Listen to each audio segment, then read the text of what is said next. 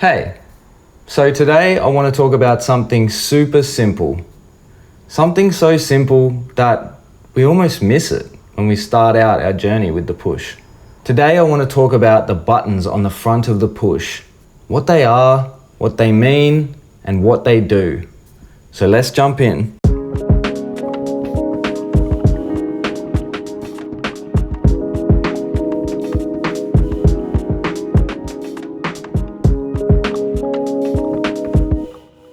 So the first set of buttons I want to draw your attention to are these 4 buttons up the top here.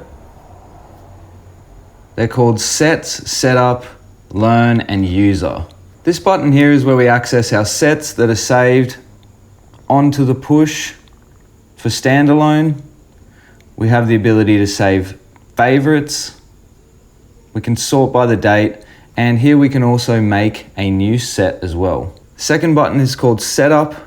Here we can control our different settings for our lights, sync settings. We've got some expression stuff, some sensitivity for the pads, audio MIDI, CV settings, and some preferences. We also have the ability to do our software updates from here if our push is connected to Wi-Fi. The little light bulb here is our learn mode, where we can go and get different tips and tricks for the push. We can also scan this QR code and watch videos, but there isn't a video on all of these buttons, so that's why I made it. The last one is our user mode button. When user mode is turned on, we can use the push as a control surface and map different knobs and buttons to different MIDI controls so that we can control different things with our push. So we have our undo button here. If I don't like what I've done, I can undo it. And if I hold shift and I press undo, I can redo the action. I've got my save button here. Obviously that just saves and commits whatever actions I've done since the last save to my set. This knob here is my volume encoder. If I just touch it, it's touch sensitive. I've got the ability to see what parameters selected, and I can tweak that if I want to. If I press it in, I can switch between headphone, main, and Q. All right? Just by pressing those 3. Whatever one I remain on will stay the same for next time. It just remembers it. So these 4 buttons here are our lock, stop, mute, and solo buttons. Our stop button stops any clip from playing. So if I just play some clips, if I hit stop, the selected track will stop playing.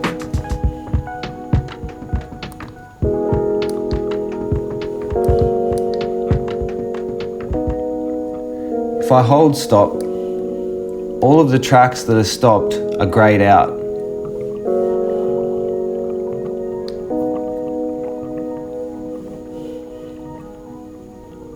Shift and stop stops all tracks. The mute button mutes the currently selected track. The mute button mutes the currently selected track.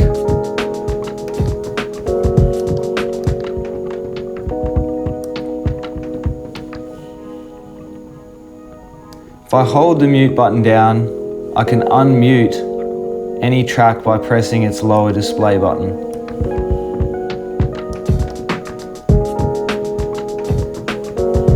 If I go to a drum rack, if I hold mute, I can mute a pad by tapping it. It's grayed out, see? I can remove a step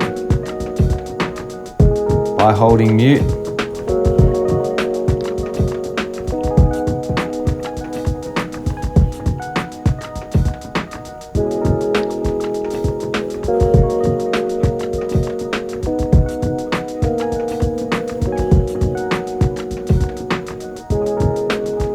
And if I go to the devices, if I hold mute, I can mute any device.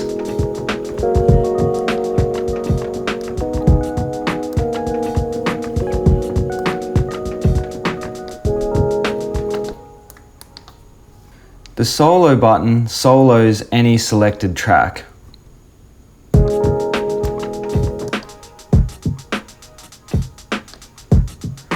If I hold solo down, I can solo any selected lower display button.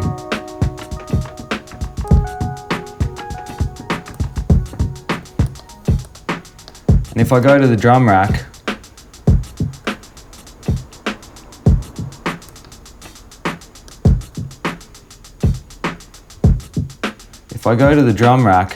and I hold solo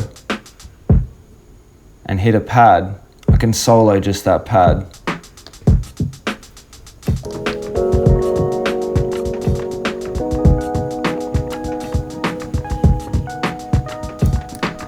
The last button is this lock button. When we hold it, we can lock on one of these three buttons, and we just need to press the lower display button to execute it.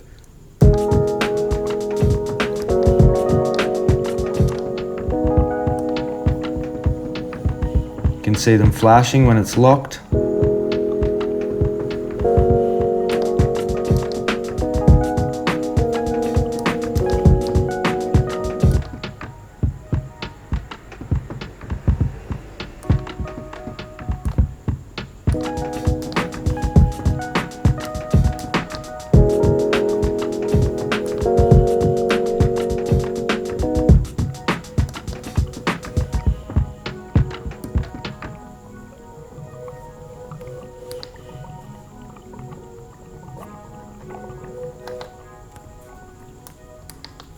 Pretty simple. This knob here is our tempo and swing encoder. If we tap it, we can see which parameter it's set on. And if we click it, we can change that parameter.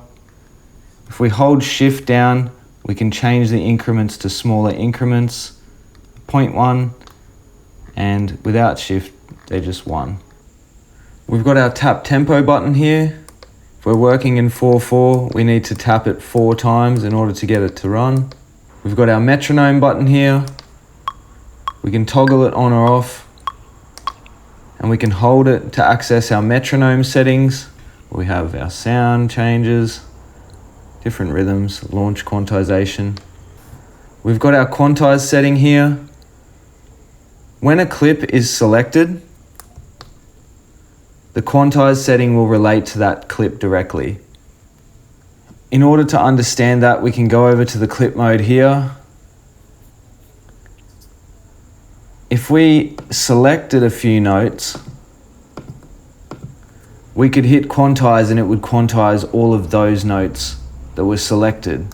But if no notes were selected, if we hit quantize, it would quantize all notes.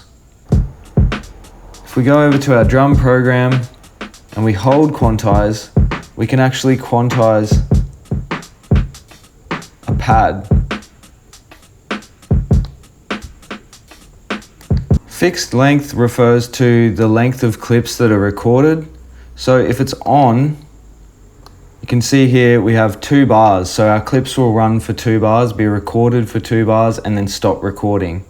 When fixed length is off, our clips will just record until we hit new or stop or record. Holding down fixed length shows us the menu where we can change that and also enable phrase sync. When fixed length is turned on, it flashes like this, and it's solid when it's turned off. This is our automate button. We can toggle it on or off. Red meaning on and white meaning off. When it's on, any parameter changes that we make will be recorded and baked into the clip, and it will show up with a little grey dot. We can hold shift and hit automate to re-enable any automation that we've got, that we've disabled. And we can hold delete and press automate to delete any automation on the selected clip. If we play a clip, hitting new just stops our clip and enables us to move to another clip. You can see it here. Our capture button here will capture any sounds that we make and MIDI information that we make while we're not recording. So if I play some drums,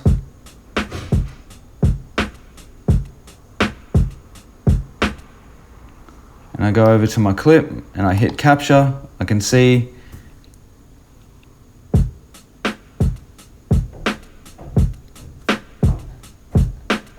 underneath are our record and play button. If I just launch a scene, select a track that I want to record some notes into, when I hit record,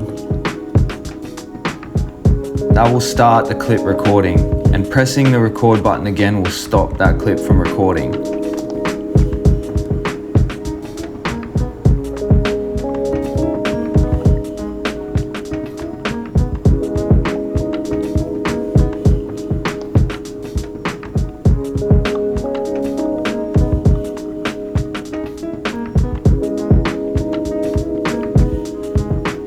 If I press a third time,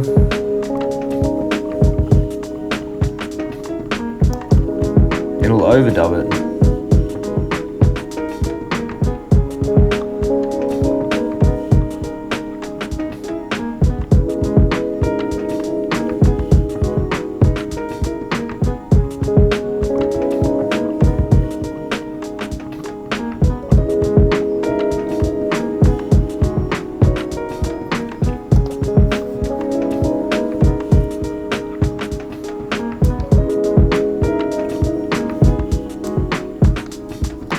So when a MIDI track is selected, like this, and we're playing a track,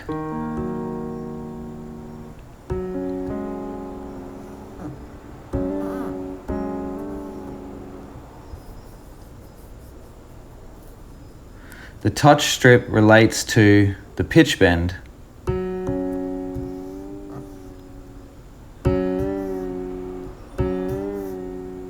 If we're in our step sequencer,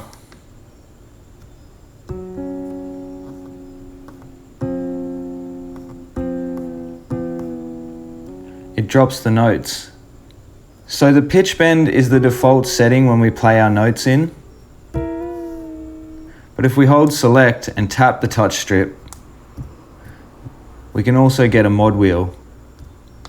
This feature isn't available when we're using a drum rack. It's the same as the step sequencer, it just moves up and down the octaves.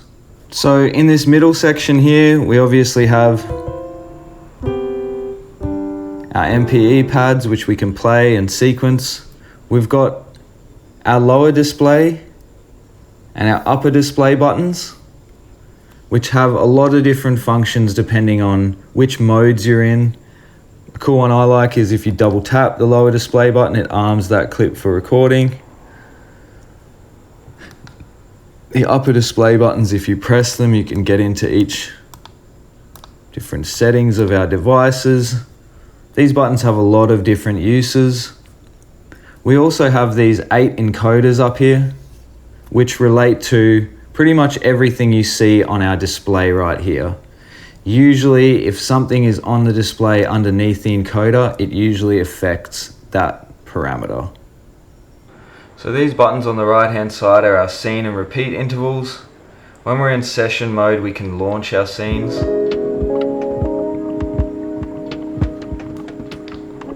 And when we're in note mode, we can hit repeat and we can have a repeat function based on the interval that's written.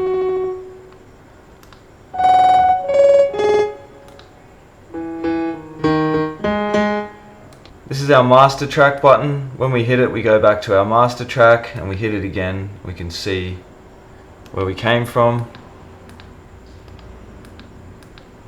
This is our hot swap button.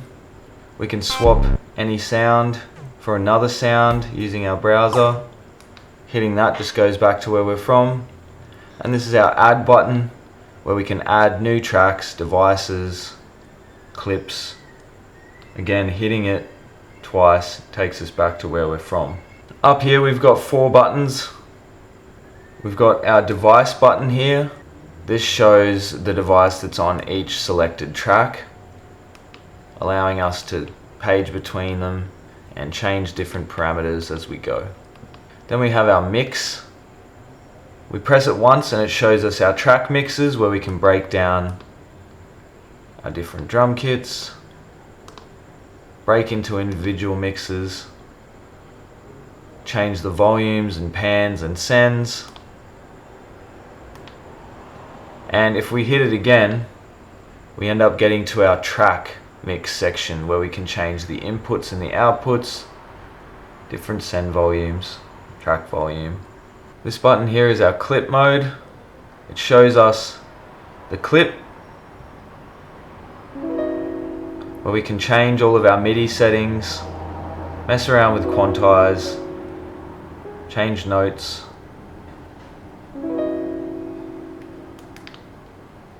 The last button is session screen mode, where we can see all of our different clips and launch them individually using the toggle wheel or the session D-pad.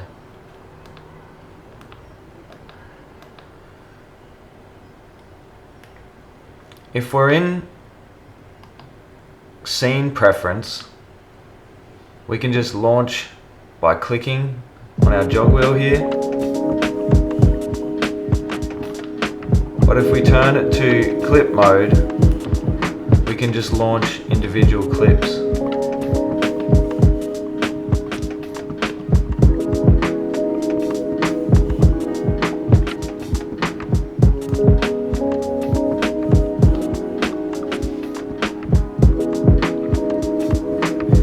Good thing to remember is if we hold shift, we can do the opposite of whatever mode we're in. So if I hold shift and I click, I can launch a scene because I'm in clip mode.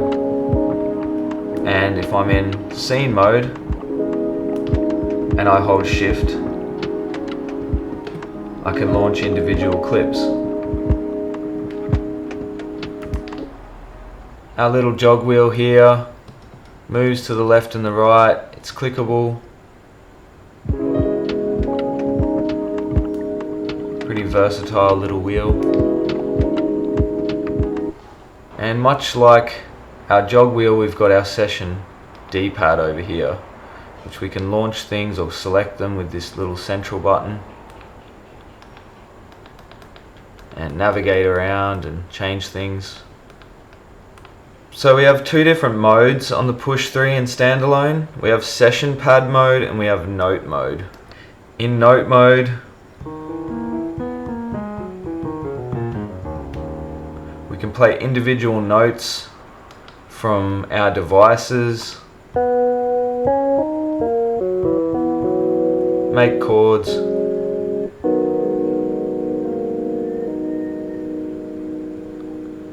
we also have a bunch of different layouts where we can sequence, hybrid between the two. Our note mode is our playable mode, where we can play in our information and use the machine as a sort of tactile playing surface. In session pad mode, this is where we see all of our clips and our scenes and where we can launch them, like our clip launching mode, you know?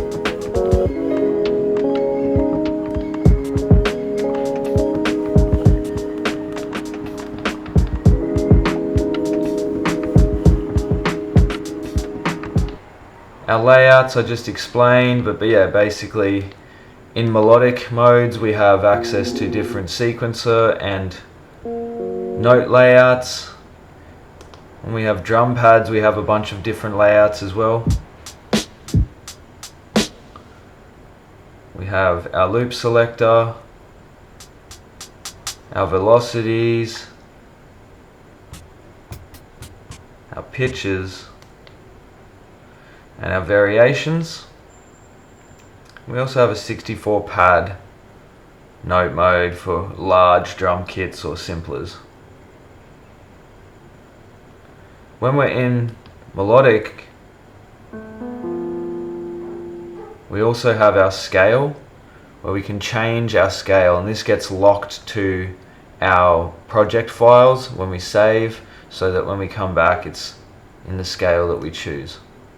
So we have our repeat and accent buttons here, Our repeat, like I showed you before, just shows our intervals and the different timings.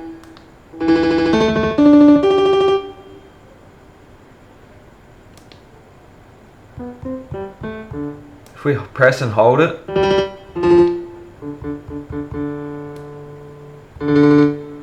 it just plays it momentarily. Our accent is really similar. It essentially just allows us to play in full velocity all the time, so basically the full accent of the sound, no matter the pressure. And when we hold that as well,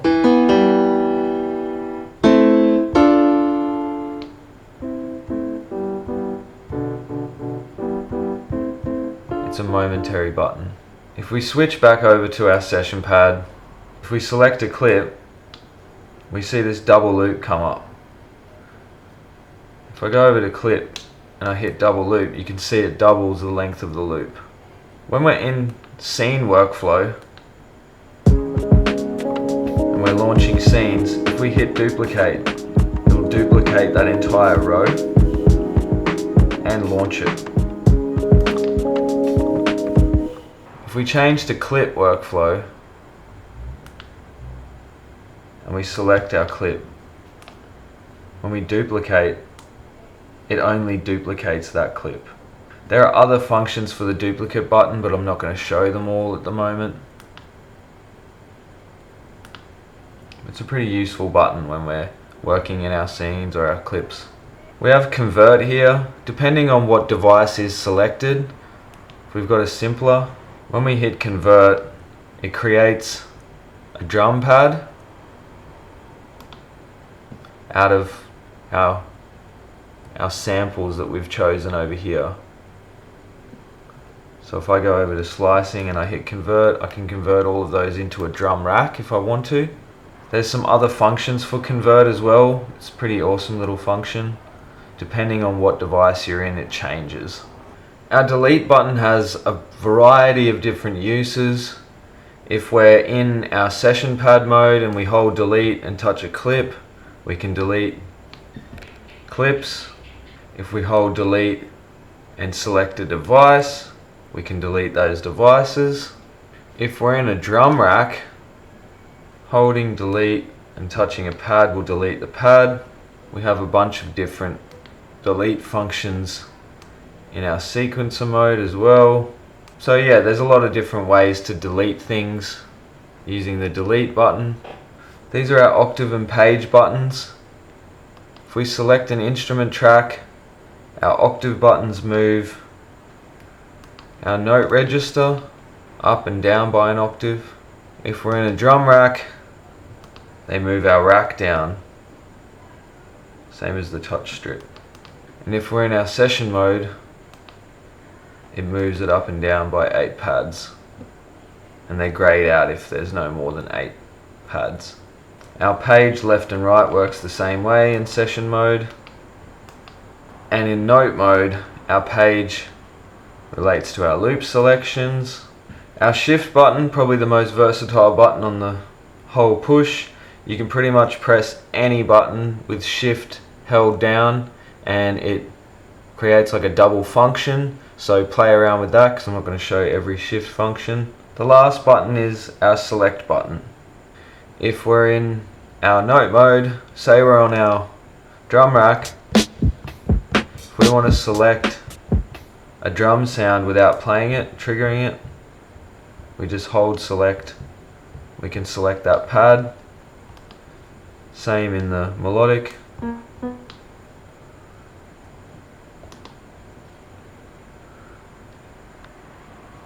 If we're in our session pad mode, we can select different clips so that we can look at them without triggering them, work on them, change our devices without having to really worry too much without triggering them. So that's it. Sometimes we just skip over the basics in the beginning. If you learned something, chuck us a comment. Thank you very much for watching. Until next time, have a good one.